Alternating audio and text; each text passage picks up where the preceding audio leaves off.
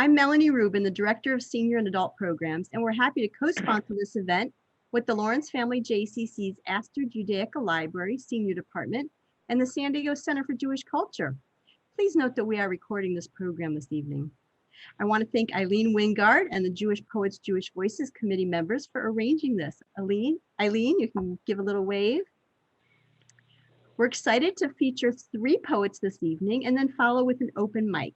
If you would like to recite a poem, please send me a request in the chat feature and we'll call on you when it is time and welcome you to unmute yourself. To present our poets, we turn to our MC, Joy Heitzman, who has joined us by phone. Welcome, Joy. Hi, Melanie. Good evening, everyone. We're very honored to be having our 3rd Jewish Poets, Jewish Voices event on Zoom. And since this evening is devoted to Jewish poets, Jewish voices, tonight I will be one of those Jewish voices. And we're pleased this evening to be welcoming 3 local poets, Annette Friend, Jen Laffler, and Susan Lipson. And as Melanie said, following our 3 poets, we will have an open mic session. And you're welcome to recite a poem, either one that you've written or any other, or to sing a song, again, a song that you may have written or perhaps something else. So it's open mic and we're open to most anything. The only limitation, of course, is time. Anyway, we're about to get started, and Annette Friend is our first featured poet. Annette? Hi, everyone. I'm so honored to be here tonight. And so honored and excited to be reading with 2 other wonderful poets. A little bit about myself. I was born in New Jersey, and my mother and father were immigrants from Eastern Europe. I'm a proud first-generation American, and my mom and dad owned a small liquor store. I grew up in the back of their liquor store and a small bungalow, a little brick bungalow, about a block away. I was a shy, dreamy child, always loved to write, and this first poem is about that. The allure of a train track. The brass doorknob turns, and I tumble in memory down the 26 steps that lead from our square brick bungalow to the narrow street below.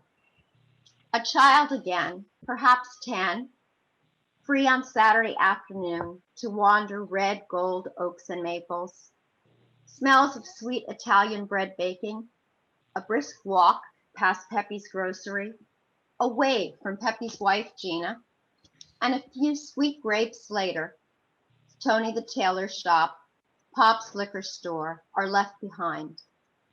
The railroad tracks, my destination, weed-ridden, unloved except by me.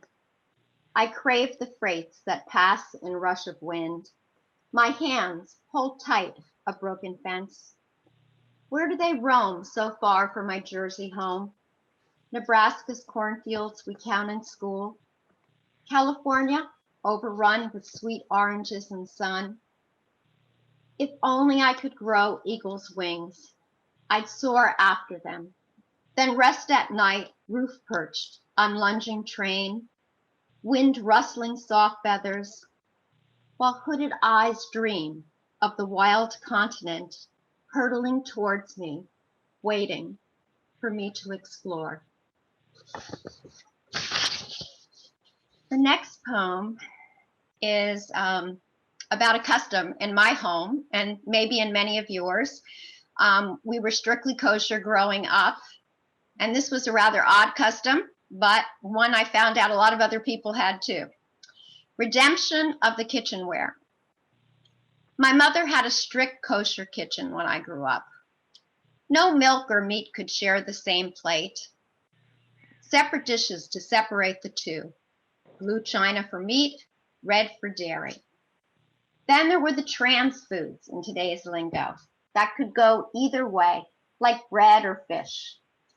Of course, pork or bacon never stepped an uncloven hoof in our house, along with their unclean brethren, shrimp, scallops, lobsters, all shameful bottom feeders. Pop and I always managed to break the rules, sometimes inadvertently, sometimes with a gleam in our eye. And when my mother's kosher radar would spot an offense, a meat spoon placed in a delicious vat of vanilla ice cream on its journey to my hungry mouth, she would raise her red and white kitchen towel like a sword and shriek, "You did this again?" Into the ground the spoon goes for purification. Pop would cradle that defenseless spoon I had desecrated, bury it in the ground of our rose garden, along with dishes, silverware, and occasional pots and pans that had found their way with our assist into kitchen purgatory. Nowhere could we find this rule written, but Mom had decreed that a month in the ground would alleviate the sins of the kitchenware. Often, we'd forget those poor things. They'd lie abandoned, covered with dirt, under the yellow leaves of autumn, the cold frosts of winter, and only when Pop went to fertilize the roses or plant some new ones in spring would they make a reappearance as he plowed into the warming earth. Then reborn again, we'd lead them, chastened and cleansed, back to our immaculate kitchen, redeemed at last. On a slightly different note, a very different note, my parents came here after the First World War, and I was born very late in life to them after the Second World War. They both lost a lot of family in the Holocaust, and that was always a shadow in my growing up. A while ago, I had a dream about my parents who passed on about 30 years ago. And it was an odd dream, and this is what I wrote, trying to make sense of it. Afternoon at the Holocaust Museum. There you were, Mom and Pop, middle-aged, well-dressed on a bustling afternoon in the Holocaust Museum. So odd, since I've rarely seen you appearing so alive since you both died. I was so enchanted seeing you again. I barely thought of context. You both docents on display at an exhibit. I think you were excited to see me, although you were quite preoccupied, showing spectators around the Jewish apartment in Berlin containing the average artifacts that filled all of our lives, except these rooms were turned to rubble, upended couches, dishes smashed, curtains slashed, lives ripped apart at the seams by black-booted beasts on a sunny April afternoon in 1939. You both smiled, seraphic, at the rapt crowd, radiant as angels, which maybe you were, as if finally you both were detached enough from the horror, even as memories encroached on all sides. Maybe you've embraced all the relatives, friends, whose lives were leveled years ago at vicious hands of Nazi brutes. Has that holy reunion given you a type of peace to be able to tour through the past without shattering into shreds? Or perhaps God, in his inimitable wisdom, sat down with both of you on his white mantle of clouds and patiently gave you his explanation for his silence, willingness to wait out the atrocity while sitting on his hands.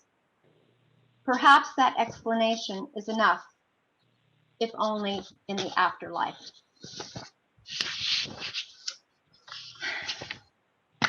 This next poem is called Pandemic Spring, and I wrote it last year, trying to just figure out what was going on as the world was shutting down around us.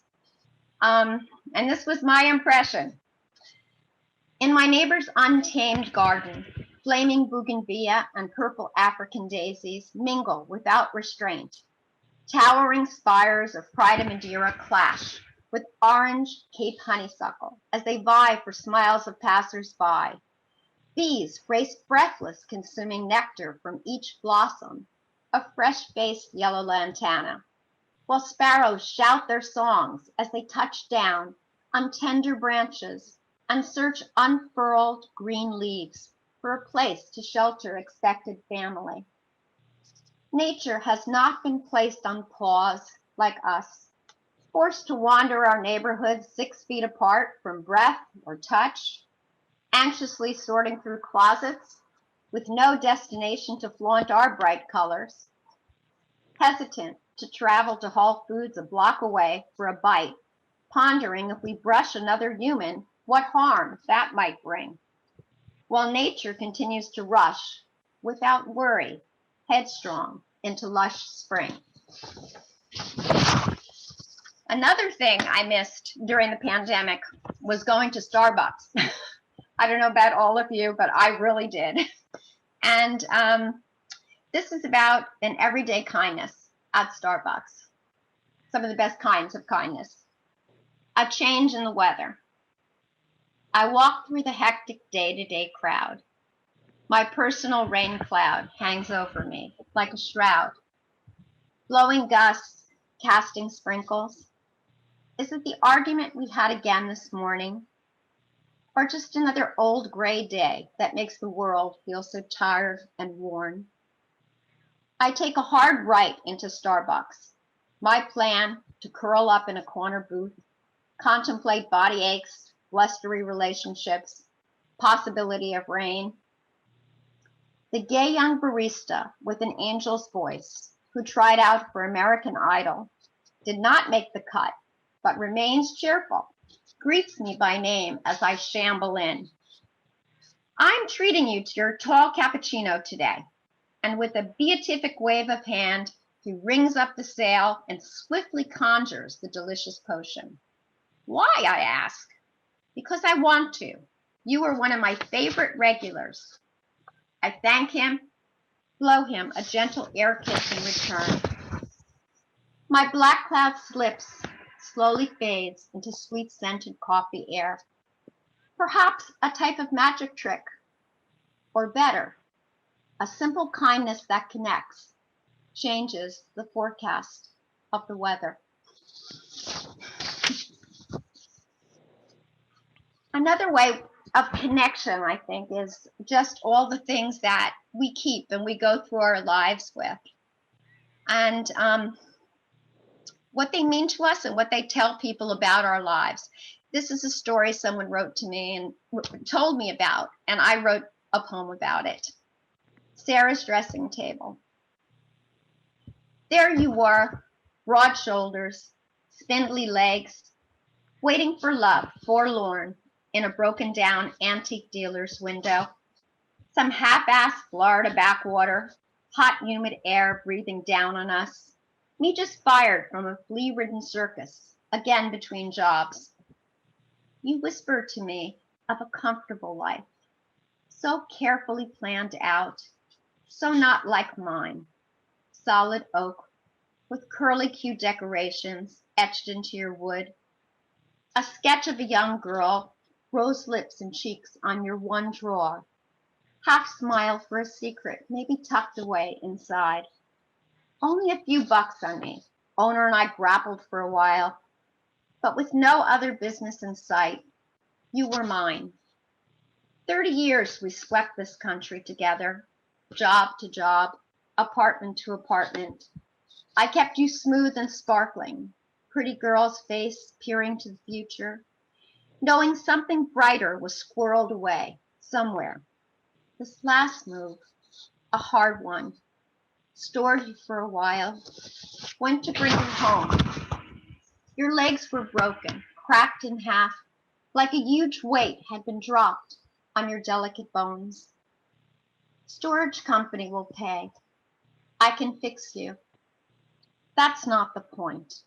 Trusted someone else to take care, and no one bothered to hide you from harm.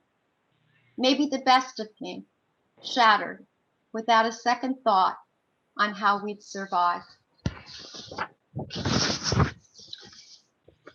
This next poem comes from, I think, two different things. The Jewish tradition of Tikkun Olam, which says that the world, when it was formed, was also shattered, and that we need to heal it, we need to repair it. And then I found out also about a Japanese tradition called kintsugi, which is a similar idea where pottery that is broken is repaired with lacquer and gold and highlighted actually in gold. And I love both of those ideas and the philosophy of both of those ideas. And I wrote this about a young girl whose photograph I had seen, who was a cancer survivor. Kintsugi, the Japanese art of repairing broken pottery with lacquer dusted or mixed with powdered gold. She is naked, maybe 13 in the photograph. Her fragile skin like fine-grained white porcelain. Her left leg ends at a stump above the knee, decorated in gold glitter, nestling into her strong right leg on which she stands. Like a heron, rests at river's edge. Gold details accent the scattered scars that pock her belly and chest. Her delicate hands hide her most intimate parts, as brown eyes stare into the camera's face, like a dare. Her body broken twice by cancer tells the story of her repair, of surgeons who salvaged what they could, took the pieces too damaged, then sanded them with care and puzzled and glued her fractured frame, of their doctors and nurses who applied the red bruises of radiation to her pale surface, layered on like red lacquer to heal her cracks, then provided her potions to kill and cure, and alchemy like black lacquer stroked on top to stop the disease from shattering her one more time. Process complete, her body still damp with effort. She herself places the gold on all the spaces mended and shares with the camera her body's map of survival, her young form emblazoned by a beauty only rewarded to those objects or people who've been broken, then lovingly restored. And the last poem I'd like to do is just about getting older and something that I do all the time, which is forgetting things, and which many of you may identify with. Forgetting. On my stage of life, this actor keeps forgetting her lines. I muff my entrances, arrive at the dentist a week early, elicit the laughter of the young receptionist who says, "My, aren't you eager?"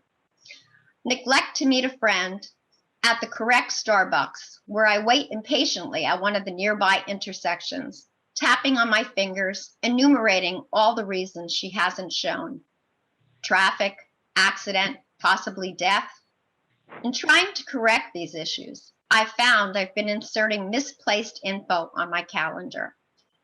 That company is coming a week earlier than I expected. Matter of fact, today. I better change the sheets now, then run out and buy that brand of vodka they both crave. What is all this? I don't enjoy missing my cues, wearing a pink tutu instead of that slinky black gown. Did I misread the wrong apparel for this formal event and thought it was a costume party? I need to study my lines more diligently. If memory or calendar aren't working, maybe scribble on my hands and arms, though I'll run out of skin before too long. I'd like, however, to forget some things.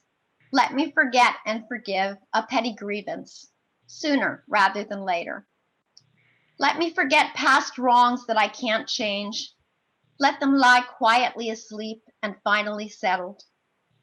Those are the things I'd like to forget before my last curtain call. Thank you so much. Thank you. Thank you, Annette. That was wonderful. Your stories and your reenactments were so vivid and so moving. They were just wonderful. Thank you. Thank you so much. Jen Laffler, are you ready? You're up. I am here. I am ready. Oh, thank you so much. That was absolutely beautiful. I'm honored to read after you, Annette, and I'm just so pleased to be here. Thank you, everybody. So my name is Jen Laffler. I'm a mom of 3 gorgeous girls. I have a wonderful husband, a handsome Labrador Retriever, and apparently I'm also a cat owner as of this weekend. Hello, Princess. Uh, I was so honored to be invited to be here. I immediately then had a bit of an existential crisis. Oh my gosh, am I qualified to be a Jewish poet? I don't really write a ton of Jewish poetry. Uh-oh. And then a small still voice in my head sort of piped up and said, Jen, you wrote a 5-minute epic poem about matzo balls. You are qualified. You can do this. So there we have it. But then an even smaller voice or a memory came back, and it was a conversation I had with my grandmother several years back when she was still alive. And I said, oh, Nina, I'm afraid I have not been a good Jew. We still haven't joined the temple. I don't know where I'm sending the kids to Sunday school. I don't have it together. And she said, Jenny, you are a good person, and a good person is a good Jew. So stop worrying about it. And I said, there you have it.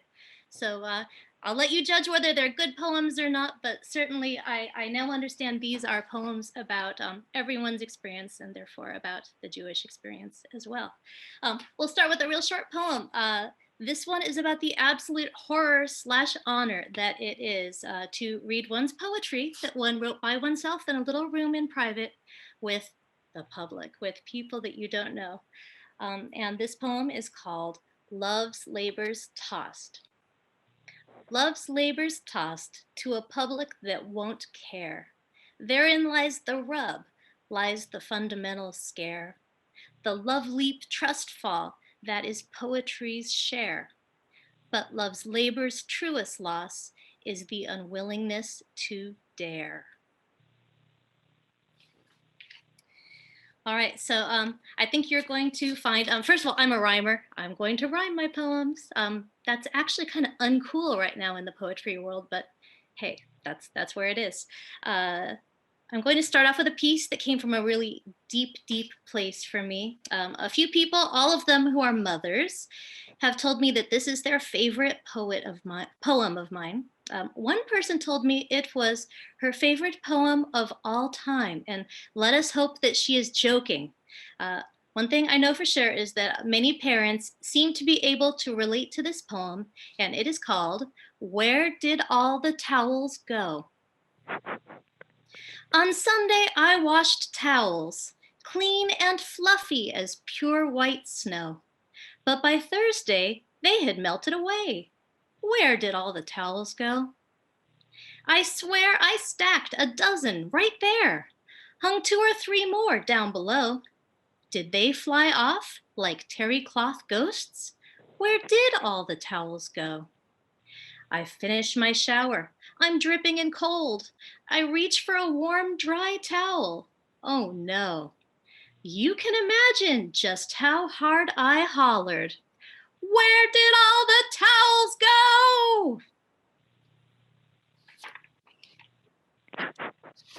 All right, yes. So my family inspires a lot of my poems. You're going to get lots of kids and kids doing things to the house in the poems that come. But first of all, let's talk about that matzo ball poem. So in 2019, I submitted a 5-minute epic poem about matzo balls to the 6th annual 5-minute play festival held right here at the Lawrence Family JCC. And I was staggered when they actually accepted it and agreed to perform it as a play, since it's a poem. There was only one little problem. It was, in fact, a poem, not a play. And honestly, even my eyes were glazing over after about 2 minutes of this thing. So I am so excited to have the perfect venue and audience for the 2nd ever reading of the epic poem about matzo balls, this time edited. So here we go. Matzo balls, what could be better than matzo balls? Creamy and white or egg yolk yellow, sporting snips of green dill, now there's a fine fellow.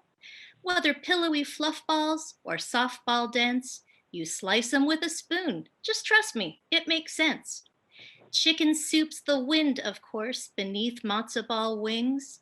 Chicken, carrots, noodles too are matzo ball soup things. But all accompaniments play second fiddle to the top notches, the mensches in the middle. And that's matzo balls, be they basketball bigs or golf ball smalls, lumpy and oblong, silky smooth or spherical. Why wait for Hanukkah? Eat an everyday miracle. Parev for Passover, a hoot at Rosh Hashanah. It's kosher to munch matzo balls anytime you wanna. At Halloween, a surefire scream. Shabbat dinner, de rigueur. Perfect paired with Purim or to break fast at Yom Kippur. And could there be a better way to honor Tu B'Shvat than to plant trees in the earth and you know what's in the pot? And that's matzo balls. They're dumplings with a fancier name, not to be confused with gefilte fish, which is also a nice little Jewish type dish. But good Lord, it does not taste the same. As a matzo ball, better known in the South as a matzo ball, y'all. Now, how do you know if a matzo ball's real? It must be handmade with love of real matzo meal. So mix them up old school from matzah from scratch. Hello, homemade matzo ball slipping down the hatch. Or start with store-bought packets. Manischewitz, maybe Straits. It's your way, your tradition. I'm not here to pick matzo ball fights. But to make a matzo ball of classical perfection, a veritable pinnacle of soup dumpling confection. Oof. A matzo ball with street cred, a ball that cannot fail, a matzo ball deserving of a holy serving grail. You'd better use schmaltz, and I do mean plenty of it. Schmaltz will take your balls from merely good to dearly beloved. Cue the Nudnik health nut claiming schmaltz is bad for you. Oh, and by the way, a matzo ball's a carb fest too. I say bring them straight to Bubby. Let her handle these insights. She'll patch them on the tuchus and stuff their mouth with big fat bites of the one thing that's better than matzo balls, and that's lots and lots of matzo balls. Mazel tov and Gesundheit, you've made it through my spiel. This homely mix of chutzpah, schmaltz, and oh yes, matzah meal. Our kibbutz has come full circle. It's time to round things up. Won't you join me at the deli for something in a bowl or a cup? We can slurp 'em or bob for 'em or go old school and spoon 'em. Now let's go and get some matzo balls into that Shana Punim. And that poem is lovingly dedicated to my grandparents, Olga and Marvin Krug. And just by the way, I cut like 6 stanzas and it's annotated. I provided explanations of all that Yiddish in poetry. That's called Bananas. Bananas from matzo balls.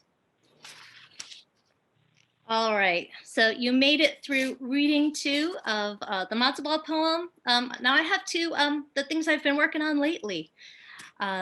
This is a very simple poem. I'm proud to say it was published in the 2021 San Diego Poetry Annual, of which I'm a huge fan. How nice that San Diego has this curated compendium of local poets. Imagine you are in a garden and you come face to face with really one of the most fascinating insects around, the praying mantis. And this poem is called Mantis. A green stick on a stalk he waits. Alien head swivels, hesitates. Eyes set wide as a hammerhead shark's, fix unseen on fluttering marks. With soundless snap of slender tongs, the mantis feasts, blends back, belongs. That's just having some fun in the garden.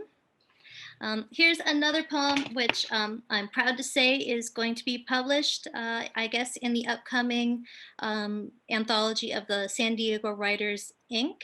I think it's called A Year in Ink. And this poem was written on a pre-COVID trip, which feels like a million years ago, up to Montana, where we climbed up to Sacagawea Pass up in the mountains up there. And I'm sure this happens to all of the poets, of which I know there are many in the audience. All of a sudden, words started to come, and I whipped out the cell phone and I started to write. And here's what popped out. This poem is called Summit. High up in the light blue air, where ice still lingers on stony stairs, where butterflies barely dare to go, and baby rivers trickle in a swaddling of snow. where mountain tops top jaw-dropping drops of silent, once violent crumble, full stop, where winds slip like silk, where glaciers once groaned, bringing snippets, sweet suggestions of some baked distance of home, where birdsong feels rare, yet space blooms everywhere, and the views spiral full circle round. We go up, we wonder, we head back down. All right, so I'm about to be joined by a very special guest. My daughter Pippa is here, and I'm going to read this poem next. It's called Wipeout, and then she's going to join me for the next one, which is a bit of a duet. I want to say hi to everybody. All right, so my main preoccupation as a poet these days is children's poetry. I've got 3 gorgeous girls and no end of inspiration. Kids do say and do the darndest things, and I'm lucky enough to get to write some of them down. Pippa actually inspired this poem when she was about 5. She went to wipe her nose and she said, "Look, Mom, I wiped it off." And I said, "Ooh, how far can we take that?" And so here it goes. This poem is called Wipeout. Mama said to wipe my chin. Now there's nothing 'neath my grin. Mama said to wipe my mouth. I wiped so much, I wiped it out. Mama said to wipe my nose. I wiped it good. Now there it goes. What happened next? Surprise, surprise. My next wipe wiped away my eyes. I wiped my hand across my brow, and I might have a problem now, 'cause when I went to wipe my face, there was nothing in its place. And now my hair hangs out in space.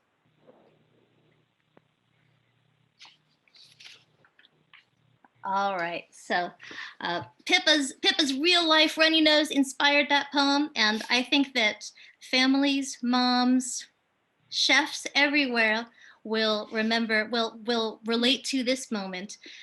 When you're making the cookie dough and everybody just wants to get in there and eat that raw dough before it even makes it into the oven, much less out of the oven as cookies. So that happens a lot in our family. It happened a lot in my family when I was growing up too. So I wrote a poem about it, and it's called Cookie No. Are you ready? All right. May I have some cookie dough? That would be a cookie no. Just one teeny tiny pinch? I'm not giving in 1 inch. Come on, Mom. Go back up. That's right. How about a chocolate chip or 2? They're for cookies, not for you. Come on, Mom, please. Just one taste. Sounds to me like a dough waste. Will you let me lick the spoon? That will not be happening soon. Can I clean the bowl at least? I'm not leaving you a feast.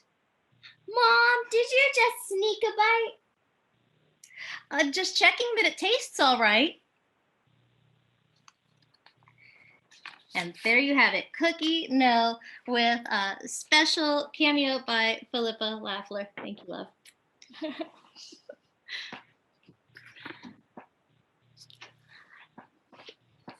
All right, thank you, love. So I've been working for the past couple of years on a manuscript, a children's poetry manuscript. It's called Please Don't Pet the Cactus and Other Poems Kids Inspired. And I thought I would just share the title poem from this manuscript that I've been working so hard on. That darn Shel Silverstein, he set the bar kind of high, but I'm not Shel Silverstein. I'm me, and we're us. So it's been hard to get that angle just right, but we're working on it, and what a fun challenge. It keeps us busy. So anyway, here is Please Don't Pet the Cactus. Please don't pet the cactus. Don't scratch behind its ears. Do not think of hugging it. This will end in tears. Don't dance with the cactus or climb it like a tree. And if you attempt to ride it, you won't get far, sadly. Don't feed it fertilizer or move it to the shade. And it doesn't need your sunblock, your baseball cap, or lemonade. 'Cause cacti are content all their livelong lives to stand and wave in scorching sun, but they give the worst high fives.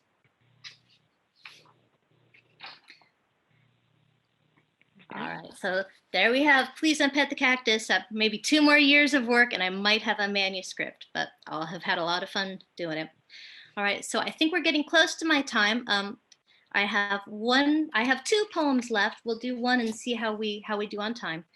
So I recently submitted this next poem to the Martha's Vineyard Institute of Creative Writing, which was holding a contest for a parent writer fellowship. And I heard back last week that although I did not win the parent writer fellowship, they were awarding me a poetry fellowship with a reduction in tuition to attend their annual conference in Martha's Vineyard this summer.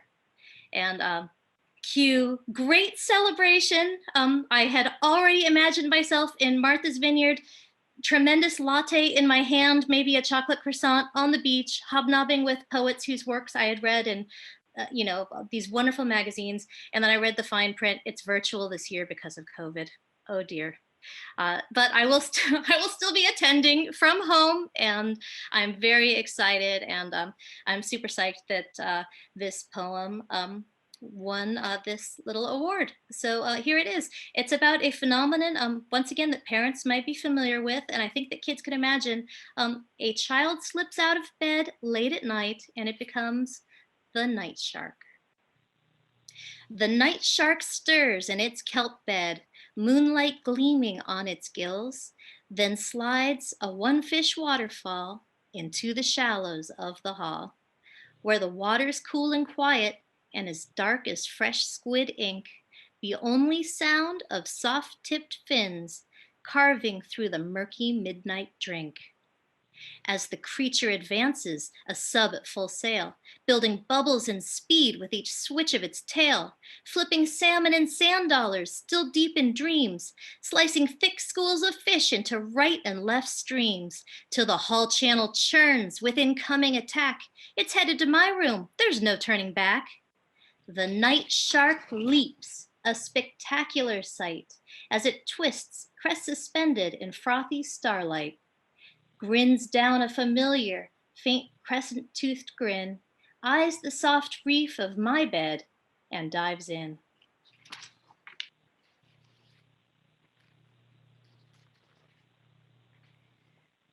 All right, how are we doing? Are we about done, or I have one more if we have the time?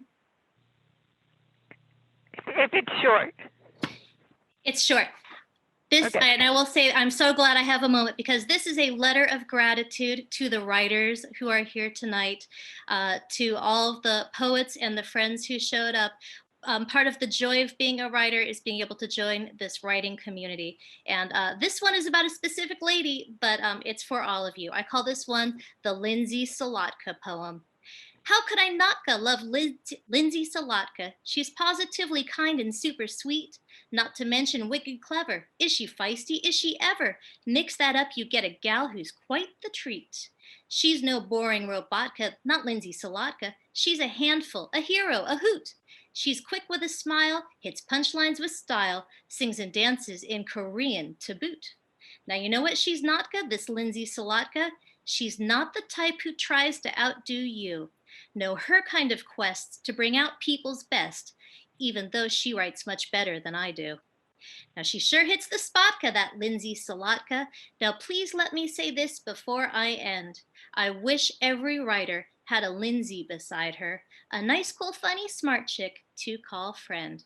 And by the way, Lindsay's novel, Fish Heads and Duck Skin, is out this summer. Request it from Warwick's or pre-order it on Amazon. And thank you so much, everybody. I've loved being here with you. Thank you.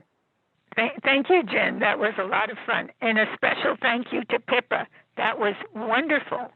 That was a terrific reading. Or recitation, excuse me. I don't think you were reading. And I just want to say that, Jen, you know that our evening is called Jewish Poets, Jewish Voices. It doesn't say Jewish poetry. It says Jewish poets.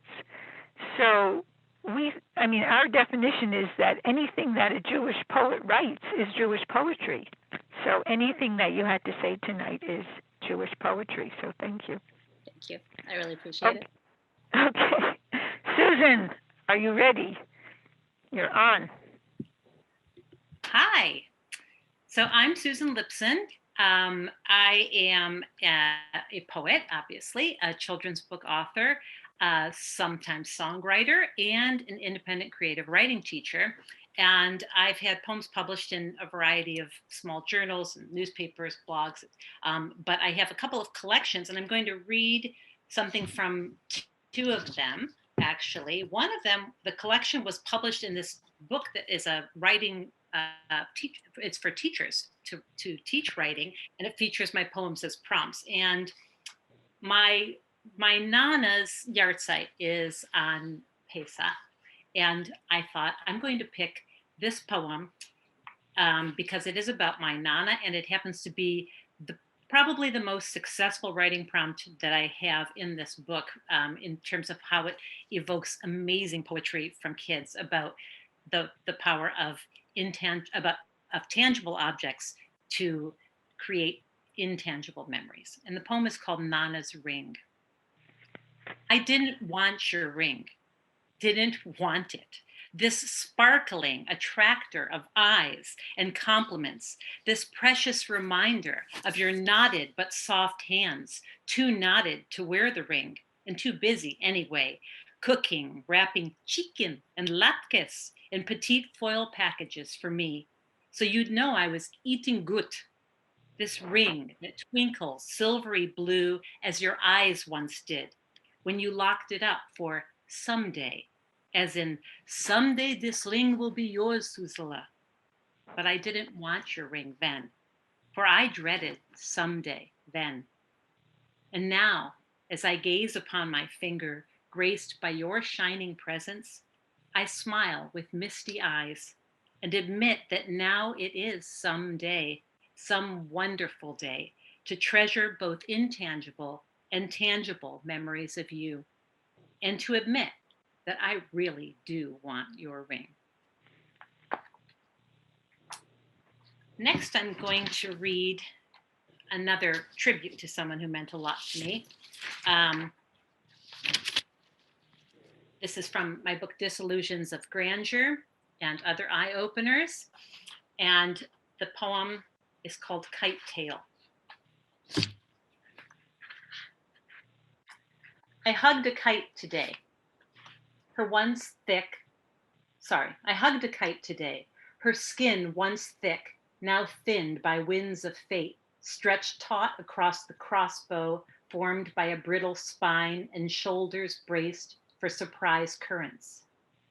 I wrapped my comparatively muscular arms around those bony shoulders, gingerly, lest they snap like the paper-thin golden shells I brought back for memories from a glorious day at the bay. I don't want my memories to snap either. I gently press one palm against her back, uttering some impromptu prayer and envisioning a blue light emanating from my palm, seeping into her body and healing her, leaving a glowing blue shadow handprint, a healing tattoo. As I pull away slowly, my fingers brush across the thin hospital gown, her second skin, then down her arm to her hand, too weak to hug me back. She merely touched my fingers, or was that a grasp? As our fingers touched for the last time, and the otherworldly blue light I'd envisioned now reflected from her eyes. I imagined an invisible string connecting us where our fingers had separated. I, the string to her kite, poised to keep her flying away from me, from disconnecting in the next wind of change. But then the string snapped, and I realized that I was the tail to her kite, meant to steady her at the beginning of her journey, not to tug at her, to stay. My knots unravel as I feel her exhilaration in flight. Now she steadies me. That was for a young cousin who died too soon. Now to lighten it up, since Jen was so full of fun, I have to put one fun poem in there, right? So this one is, I chose it on the spur of the moment here because I know my brother is in the audience and he will probably laugh. He's watching from New York, if he's still awake, that is, and still on. Detour from laundry folding, age 6. Our thin white cotton helmets shifted as we jumped from the spaceship to the moon, sending piles of sloppily folded clothing into orbit and then bounced back without noticing the gravity as we almost hit the open dresser drawers.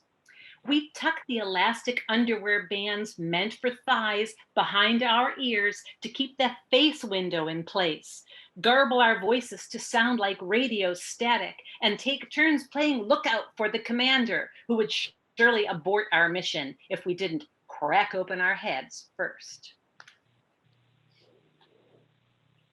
Those are some from the collection. And now I'm going to read some poems from lately, newer poems. This one was written actually last week after services. We were talking about the Parsha online, and I got inspired, and I wrote this poem. So it's called Incorporated Ink. Ink has the power to stain, to obscure meanings and hide messages when spilled uncontrolledly by an outside force. But it also has the power to enlighten, to communicate clearly with meaningful symbols when transformed by a human into words on a page. Both powers depend entirely upon the ink's creator, who manipulates its flow, its power, its purpose, whether its creator is a human or a squid. Are we like ink, manipulated by our creator? Or are we like pens and printer cartridges designed to harness the power to either blot out or honor our existence? Ponder that.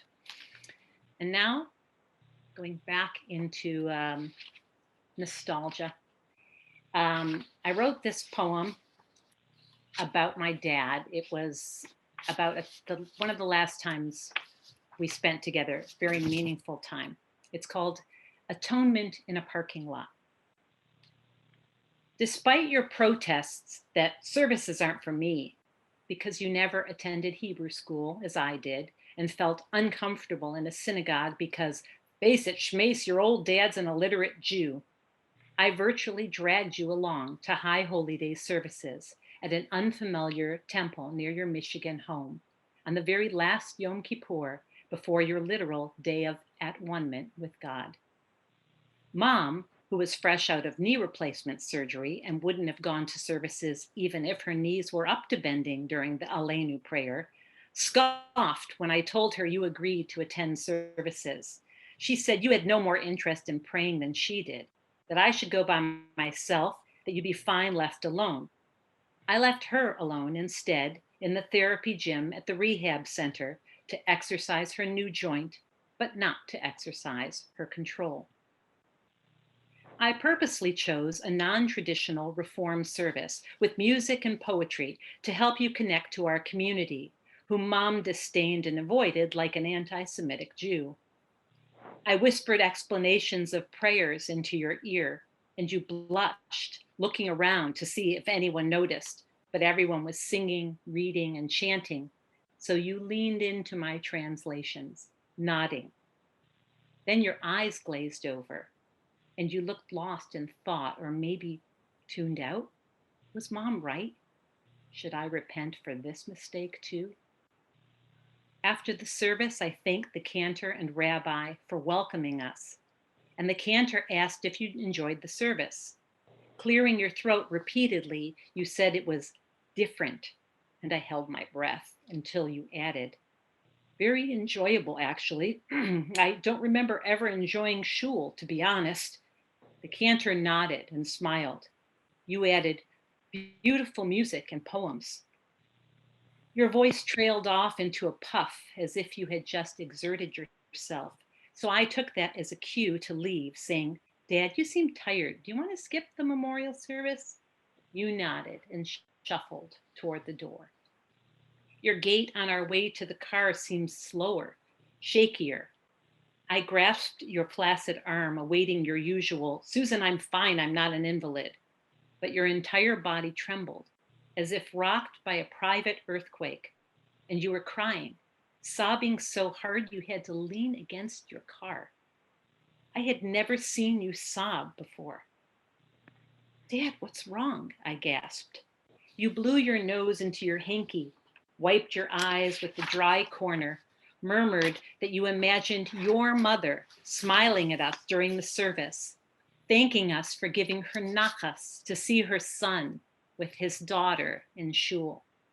Tears filled my eyes and I hugged you, but you shortened the hug with a typical pat on the back to extricate yourself from emotions. "Don't mention this to your mother, okay?" you whispered. "She wouldn't understand." I nodded. You awkwardly kissed my head. "Thank you for bringing me. This was very special. I think I'd even go to services here again if your mother would." You swallowed, and I finished your absurd thought with a psh, to which you replied with a horse-like rumble snort, a shake of your head, and a pat on my arm. As I drove us back to your home, Dad, you told me that your mother wanted you to have a Jewish education, but your father hadn't supported her wish, and that you were so proud of me for carrying on the traditions and teaching my own kids what you had never learned. "It's not too late to learn, Dad," I replied. But a few months later, it was too late, even though you did attend one final service, a memorial service, honoring you, Dad. As I sang from the bima, I imagined that you and your mother were sitting before me as I sang Oseh Shalom, a song for your peace. I'm not going to get verklempt now. Okay. The next poem I'm going to read is a poem about anyone who's a mom, especially a mom of daughters, will understand this poem. If you've gone through teenagehood. So Jen, you might not get this one yet, but remember it. Okay. In our grasp, I tentatively toss to my daughter a ball of ideas for her to grasp, and she holds it for a moment before tossing it back gently with an amused smile. I anticipate her aim and catch it before adding my own gentle spin and waiting for her to lean in. Too intensely focused on her next grab, she stiffens upon the impact, bites her lower lip, inhales, and stuns me with a curveball. So I overstretch to snag it, then whip it back sharply. She winces at it as it hits her palm, hurls it back at me now, sweating, and I leap to disrupt the new arc, but I miss, tripping over my feet, and she sighs with exasperation that I just didn't get it, that I just don't get her. The ball lands in mud, and neither of us runs to pick it up, yet neither of us stomps off the field. We've learned to respect the game. We stare at each other until one of us reaches out to extract the ball, grimacing, while the other wipes it off with a sigh. This is not the same kind of ball that my mom tossed, hurled, then slammed at me, the slippery, ungraspable spheres that continually shattered into shards and shrieks, the spiked globes that pierced and scarred my earnestly outstretched hands, making me drop them for my own good. For my daughter's good, I have adapted my back and forth game style with love and respect, improved my stretching and grasping abilities, chosen more user-friendly, stable equipment, durable yet malleable, and never aimed to harm, intended for use by good sports, not by winners or losers.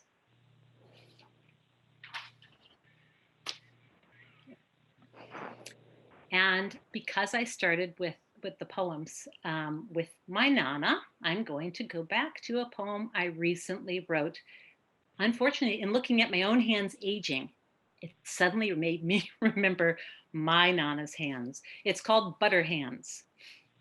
Smooth and silky soft to my touch, Her hands contradicted how they looked to my eyes, with their raised blue veins like inverted tributaries, their spotted skin sunken between the blue rivers that fanned out to feed her bumpy, crooked fingers.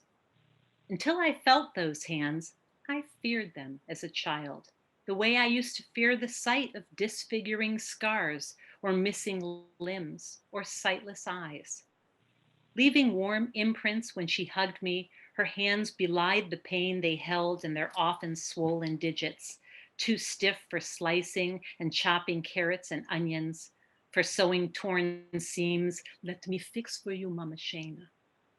She'd rub lotion into her hands to soften them, but blurring the wrinkles didn't strengthen her fingers enough to open the jars of soup she'd cooked up, not without her smacking a spoon against the tight lids. Avoiding her bump-covered index finger, I'd hold her hand as we strolled the corridors of her assisted living facility, and she stopped to introduce me to every neighbor.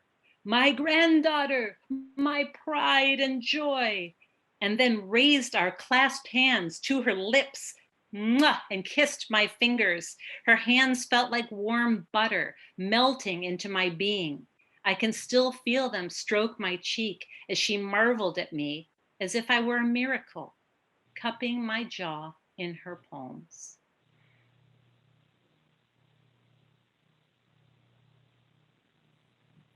And now I'm going to do something I've never done before in public. I've sung plenty. In fact, I know that the cantor of our temple is here. She knows I sing plenty in temple, but I have not been able to accompany myself ever until this year. During the pandemic, one of the blessings was I taught myself to play ukulele. So I'm going to play a song that I wrote, which is actually inspired by the pandemic, on the ukulele. So bear with me. I am new at this. Okay, hold on. The song is called No Way But Forward Now.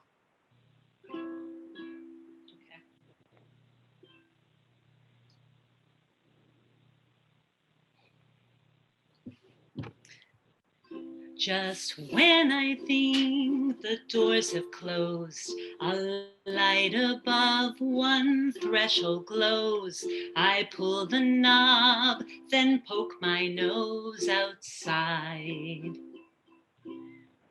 And as I step toward the light, I realize that this feels right. So hesitantly, I reroute my way.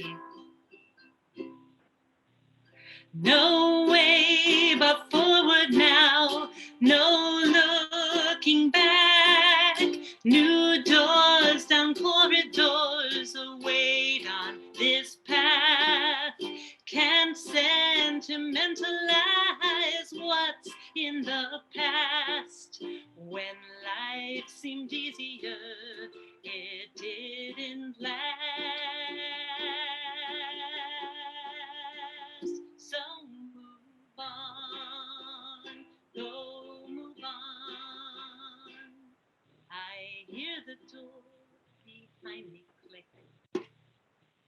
For a moment, I feel sick because I know I can't go back that way. What is it that still makes me yearn to wit? Sorry, I lost my page. I'm so sorry. It fell down.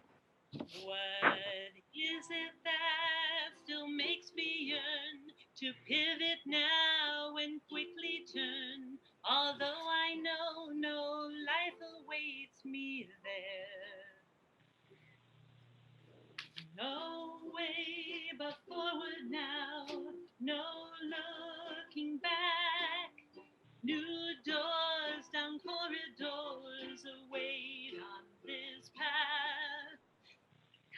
Sorry, can sentimentalize what's in the past. When life was easier, it didn't last.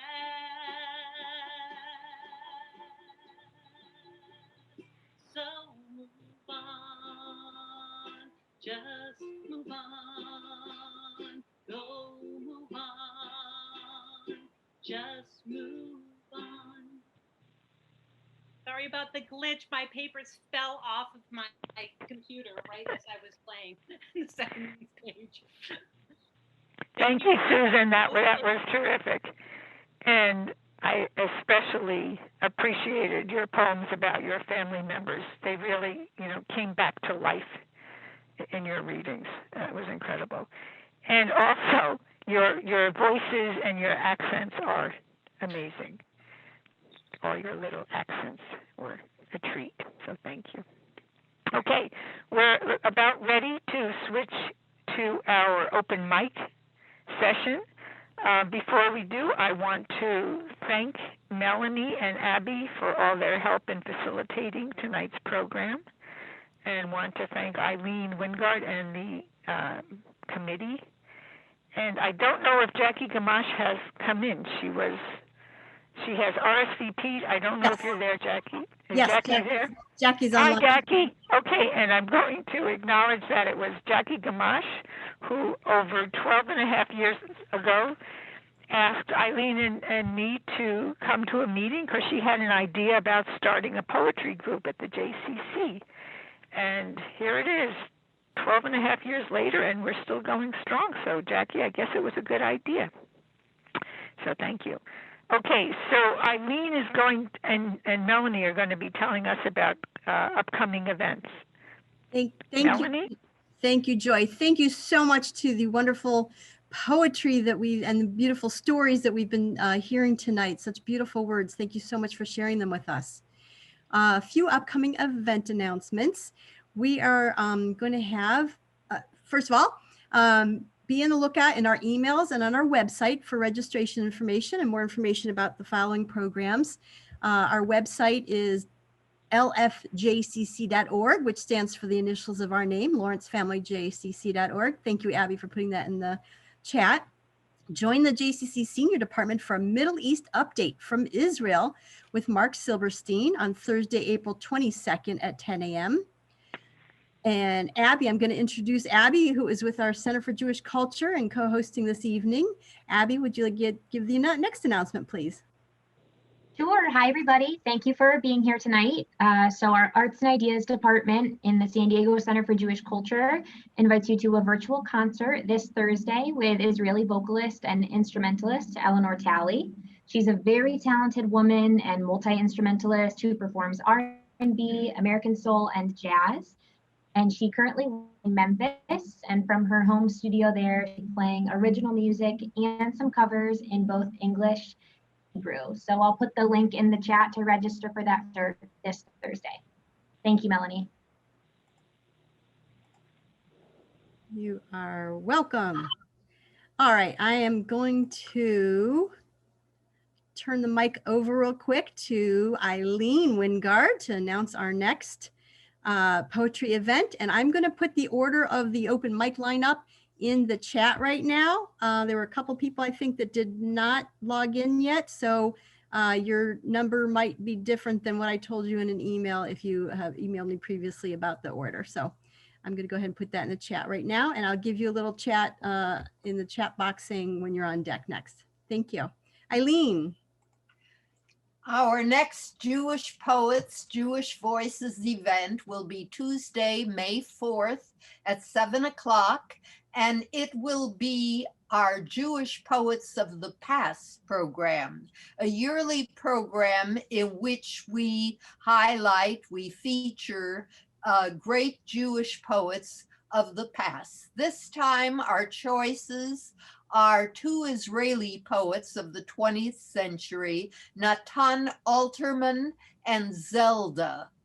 Rabbi Martin Lawson will give us the biographical background to Natan Alterman, and my co-chair for that program on our committee, Janice Alper, a local poet, will give the background of Zelda.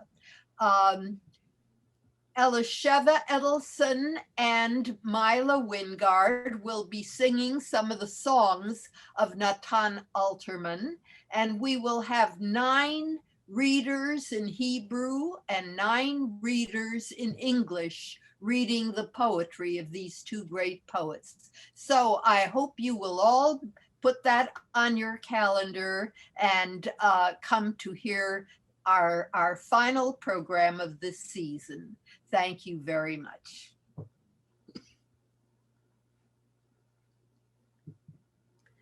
Thank you, Eileen. Now we're going to go ahead and get started with our open mic portion of the program. Bracha, are you still with us?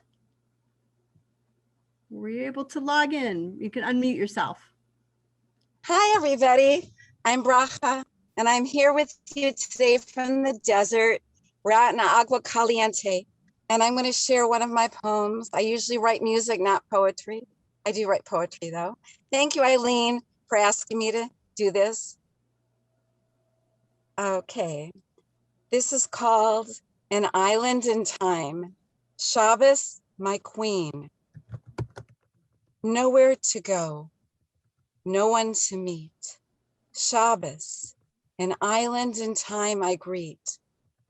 Forget the business and worries of my week. Slow down, let go, dressed up in my finery to welcome the queen. A holy time when heaven descends to kiss the earth. How awesome, how fine, totally divine. Eternal reaches down to bridge the divide between us. Holy Shabbos, you were here to send me higher and higher. I discover myself, a piece of godliness, clothed in an earthly vessel. Precious, precious Shabbos, you show me how to enlighten this lowly plane, gathering up the sparks which you have scattered, and now our task to make our world complete. Shabbos, my queen, your arms reach out to envelop me in your sweet embrace. Quiet time, just to be, to appreciate those whom I love with my whole being. Time to pray and attach to myself and the all-knowing. Nothing to strive for, all is just fine. Your garden, lush, divine. Sing, pray, take a leisurely stroll with no special destination in mind. It's a journey across the bridge of our lives, giving thanks for my joys, my sorrows, and the grandeur of being alive. This Shabbos, create your own island in time. Light the candles, sing Lecha Dodi. Savor these precious moments that come once a week. Breathe slowly, relax, let go, and just be. Bask in each sublime moment of this special, pure island in time. Shabbos, my queen. Beautiful. Thank you so much, Bracha. Lorraine P., you're up next. Unmute yourself, please. Thank you so much. I'm doing a poetry course and working with Jen and a few of the other lovely artists here tonight. So thank you for your wonderful work and thank you for opening up the mic to us. Here's a short poem called Jordan. The swell, drift, eddy, and circling back of a river I know he never wanted me to cross alone. Yet here I am in the middle, feeding the fish with his ashes. Thank you. Thank you. Leslie. Hello, everyone. This is Leslie Hodge. And first I want to thank the JCC for making this event available. And also I want to thank the featured poets. I'm lucky to know Jen Laffler, so I particularly enjoyed her reading. Viking Queen is the name of the poem I'm going to read tonight. Viking Queen, Whales sing for the Viking queen. She's hard and cruel and cold. Dual-headed dragon boat, 20 oars as long as oaks, pulled by 40 weary men, 80 cracked and calloused hands, pull and pull and pull again. The moon, a scythe, shreds the clouds, opens up a map of stars. She tilts her face up, foxfur fringed, breathes in, tastes the wind, and with a flutter of her fingers, signals the direction. Her eyes green as breaking glaciers, just as hard and cold. The men no longer warm in bearskins, ice on braided beards. They strain and suffer her command, yet with a single sideways glance, they could easily drop the oars, rise, and throw her overboard. They think that they would like to see her in the glow of moon and starlight, as a speck of jetsam bobbing, while the chill of white fringed waves soaks her clothes, pulls her under. And yet she knows where whales swim, guides the boat past icebergs taller than the sail, sees beyond the vast horizon, ocean touching sky. And so, although she's cruel and cold, she reads the stars. She knows the way. Thank you. Thank you, Leslie. Next, we have Susan G. Susan Garrow, are you on this line still? Am I on? Oh, I thought it was me. Okay.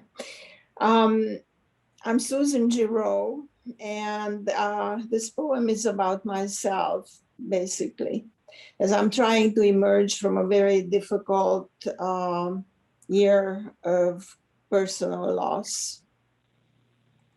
The title is Looking for the Rainbow. Who knows about your loss but you? Who feels your loss? Tell me who. A heart shattered to ghostly pieces into an empty pit that won't quiesce. You're screaming, crying, weeping, longing, babbling, recalling the past, spilling your anger, sadness, and despair, grateful to friends that listen and care. You learn to cope, to overcome the grief, and be more tolerant with your own self, allowing time to small joys without guilt, recovering your core in a newborn sense. You read a joke, giggle, pass it on and laugh without remorse, but instead pleased to plant a smile in someone else's soul. Even if you rain some more tears now and then, it's time to look for a rainbow in the clouds again. Thank you. Thank you so much. I'm so sorry I looked over Clara Frink's name. Clara, you're up next. Thank you. Thank you. So, gee, it's so nice to see some of the faces I haven't been seeing for a long time. I just hope pretty soon we'll be let out of this lockdown business and we'll be together again. Susan, it was so nice. Leslie, love to see you all. But anyway, regarding my poem, I'm not a real poet. I wrote this little piece and sent it into Union Tribune and they published it. So I thought I might as well read it. It is titled War Again. It's war again. We know war well. This one is different. No bombs, no tanks, but still a war. 20-somethings are ignoring it. It's not us this time, as in times past. In times past, when you sent us to war, watched how we died. It's your turn to die. Foolish youngsters, the enemy will turn on you when it has destroyed us. The enemy, the virus. Put on your mask. Outside the virus is waiting to hitch a ride. Or are we to perish old and young together in this war? Thank you. Next we have Ronald. Well, hello, everyone, and thank you, Lawrence, JCC, for inviting me to this event, which I've enjoyed. I'm part of the group that I think Leslie mentioned it, or somebody did. Anyway, part of that group. And my poem is about a fun experience I had in northern Spain a few years ago. And I'd like to thank Jen Laffler for helping me get the vocabulary squared away. So it's a Haban called Good Fortune. On our first day on the Camino de Santiago, there is sunshine and a chorus of Buen Caminos as we trek westward towards Santiago de Compostela. I have a seasoned walking stick I've had used for years, but my wife has no stick. I find a broken branch and break it again to the appropriate length. The branch is too big for my wife's hand, but she tries to use it. About an hour into our journey, we meet an old man who is standing beside the trail holding some hand-carved walking sticks. He offers my wife a stick, and the one he hands her fits her hand perfectly. The man will accept no money and refuses a scallop shell I've carried all the way from Mexico, explaining his home is small and he is old. He asks only that we pray for him at the Pilgrim's Mass in Santiago de Compostela. Some angels have no white wings, have no golden halos. To hike the Camino de Santiago is truly a magical experience. We meet gentle people from dozens of nations with whom we share meals and addresses. Vendors are friendly and charge fair prices. Upon reaching Santiago de Compostela, we drop our gear at our hotel and go to the cathedral to register for the Pilgrim's Mass. Each hiker's name will be read at the service, while 6 monks pull ropes attached to a giant incense burner called the Botafumero. While it is swinging and spewing smoke, it lifts the monks several feet above the floor. We take our seats and listen for our names, including the one we added, El Viejito de Galicia. The Botafumero swings to lift up men, swings to lift up spirits.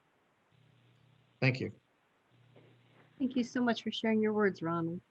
Marit, you're up next. You can unmute yourself. Okay. Can you hear me? Yes. Oh, wow. This is amazing. I'm so grateful that Annette invited me, and the poetry has been just stunning, and the community is luscious, if not totally dimensional. It's luscious. And I wrote a poem time. I always admire like poems written for like a certain day, and I don't usually do that, but I've always been weirded out by daylight savings time. And I looked it up. I'm going to tell you that there's a name I mentioned in this short poem, and it's in 1895, George Hudson, an entomologist from New Zealand, came up with a modern concept of daylight saving time. So that's my little asterisk at the bottom of the poem. The poem is called It's Daylight Savings Time. I've never read this out loud. I just wrote it Sunday. Okay. I sprang forward this morning and fell out of bed, then tripped over the bodies of hours that have passed and no longer care if they were lost or gained since Congress passed a daylight saving time bill in 1918. Oh, I'm capable of compliance with George Hudson's 19th century time hack, but I seem to enjoy confusing easy rules in 2s and 3s, like springing forward and falling back, or lime, tequila, and salt. In which order and when? I didn't bother to change the clocks. They change themselves, except for Timex, who lives on my left wrist. I thought about leaving it an hour off as a brain teaser. Is it 5 p.m. or 6 p.m.? Does the salt come before or after? They say tricks can help older brains stay sharp and slinky. But I decided there's enough uncertainty in the world today and set my wristwatch. Now, whenever I want to know the time, I look at my watch, which reminds me to go outside and ask the yardbirds. Maybe it's just me, but they always sound like they're answering with, "Time to sing." And I do. Thank you. Thank you, Marie. June Gottlieb, you're up next. Okay, I'll do a slam again. What else can I do? Okay, so I was thinking about forgiveness this week, and this is an old story about forgiveness. His name was Barry, palsied Barry, and Barry had a granny named Annie who walked him on his leash each morning early in the a.m. He was harnessed to a rope like a pet, like a toy, like a dog who needed walking for his daily constitutional. And when the walk was over, Granny Annie put Barry on the porch for his airing. With the carpet very daring, locked his gate, his enclosure for exposure to the sun, while his family did their chores. Household furthermore is on the street of row-lined houses in that middle-class neighborhood. And Barry's soaring morning song, like an unwelcome alarm clock, a siren call, woke up sleeping neighbors, a reminder he existed, this twisted lad, bellowing lamentations, reverberations, detonations, interrupting breakfast meals, fresh bagels, Maxwell House coffee, cream of wheat, so good to eat.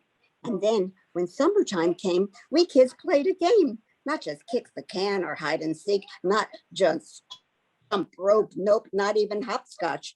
Truth was, we'd rather watch our neighbor Barry. We'd tarry round the porch, cute little tights on our three-wheeler trikes, stretching our mouths, bug our eyes, do our paces, monster faces, surges of reckless urges, till Barry joined us, making his fuss, a volcano interrupting, sputtering, uttering like a rock star bopping, Jimi Hendrix, Tina Turner, Janis Joplin. Oh yeah, we kids could get him hopping, teasing him, taunting him, not polite, but full of delight as Barry played the game of us, a frenzied, uncontrollable flame, delighting, frightening, until Granny ran to the porch, raised her fist like a torch, put a stop to our game, well, and go to hell, he's not well. As we raced down the street on the run, forbidden fun. One day the street's sounds seemed different. The sparrows still sang their sweet song. The fruit vendor still hawked his everyday deals. Mom still made their home-cooked meals. The lamplighter replaced worn wicks. Even the organ grinder's monkey continued his tricks. Yet, if you'd listen, something was missing, noticeably missing. We heard he died. Palsied Barry, young Barry, couldn't beat this disease. His time to cease from this beast, this disease of palsy. And I remember his eyes most of all, so bright with innocent light, maybe fright. And my shame now, our cruel game of offending, my knees slowly bending, praying for this lad. Oh, so sad, so pure. Barry, blameless Barry, and his granny, devoted Annie. Forgive me, Barry. Oh, that was so good, Barry. Thank you, June. Next up is Lucy. Well, first I want to say how much I have enjoyed this whole program with all the different varieties of poetry and all the different voices, and it really relaxed me when not all the poetry readings are so relaxing and so joyous. Tonight, I'm going to read a poem about how I dislike the whole idea of the media and fame, and I like privacy for myself. And so I wrote a poem called Anonymous. She lives somewhere very far away. So here, somebody is, I think your mic is still on. If they could turn it off. So here we go. Anonymous. I've always said, I'm happy when no one knows my name. Life's full of pawns and peons, trapped in a feudal game. Consider those heroes whose lives were played as games of chess on an unseen grid. One misstep and they ended up dead. Remember those famous composers with their haunting tunes? They fought for their share of deserved fame, but suffered for it and were punished by the muses. Hubris took its cut of their souls. So why choose that life? They were fools. As for myself, I make no excuses. I want to find a place where I can flee hostile stares. And if, stumbling in the dark, I land outside the squares on the hopscotch board of life, don't save me. I seek no pity or mercy, nor can you blame me. Let me be a follower, an Indian and not a chief, someone who lives under your radar, neither angel nor thief. I'll sail free above the clouds with a flock flying south, seeking simple shelter from winter's fierce mouth. I'll find some solace with those birds of a feather. We'll feast on loaves and fishes while nesting together. The power of our quiet voices will bond us, forever anonymous. Thank you.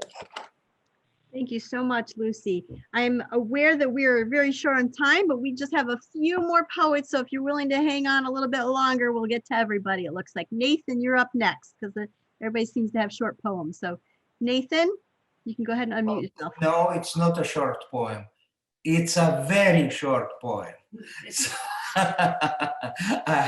I knew that the time is getting very short. The title of the poem is Late Summer Eve by the River, and I always like to put a little prologue. So this is a two-liner from a famous song by Leonard Cohen called The Traitor.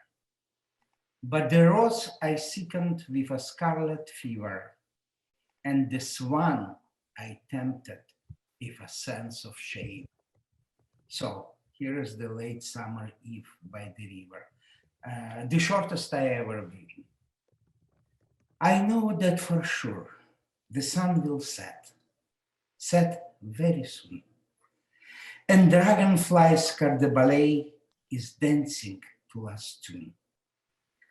The satyr behind the river, tuning up his flute. The world is predictable. Cassandra's point is mute. Cassandra, oh Cassandra, you should not be in pain. Life's but a fleeting picnic, surrounded by shame, where unbelieving angels protect the praying king. That's it. Thank you for sharing that. Sarah, you're up. Breathing. Breathing like a gentle breeze, breathing, natural as a sneeze, deep breathing, the bee's knees, lower blood pressure with ease, with no hidden fees. I'm not done yet. One of life's golden keys, deep breathing prevents asthma wheeze, breathing, why not seize? Thank you, Sarah. Soretta, you're up next. Yes. Hello, everyone. Thank you, Annette, for inviting me. I'm really enjoying this whole group. A few people I know, but many I'm meeting for the first time. And so it's really heartwarming to be with all of you. I was reminded of a poem I haven't read for quite some time that was published in the San Diego Writers Inc. a few years ago, and it's about my father. So it was brought to mind by a few Potter poems I heard tonight. The title is Teapot. Had you been here last night, you would have seen what happened, the shattering, his confusion, brown fragments as brown fragments hit the terracotta floor. These nights, as he puts them away, dishes fall. Cupboard shelves are farther reach than when he built them in his prime. Had you been here, you would have seen his eyes, flecks of faded glass, blue pools of rain, staring long and lonely into a place beyond the broken. He won't discard this.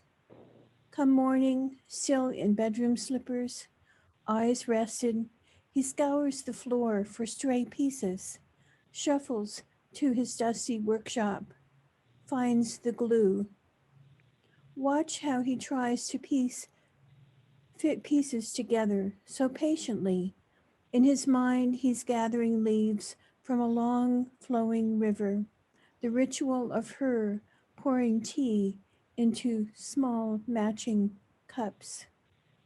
This vessel won't bear the weight of water. It holds something both lighter than and far heavier than water. The simple teapot his wife loved. Thank you. Thank you. Thank you very much for everybody who's read. We appreciate your time and attendance tonight. So thank you very much. The evening is now coming to a close. Eileen or Joy, do you have any last words for our audience? Just want to thank everybody for coming. This has been a really amazing evening of poetry. Thank you to everyone. And thank you, a shout out to all the people that have attended from around the country. We'd love to have you come to our events on Zoom again, and please be ready to read poetry if you have it. Thank you. Thank you very, very much. And tag Lawrence Family JCC when you want to share it with other people. So thank you all for attending. Have a good evening.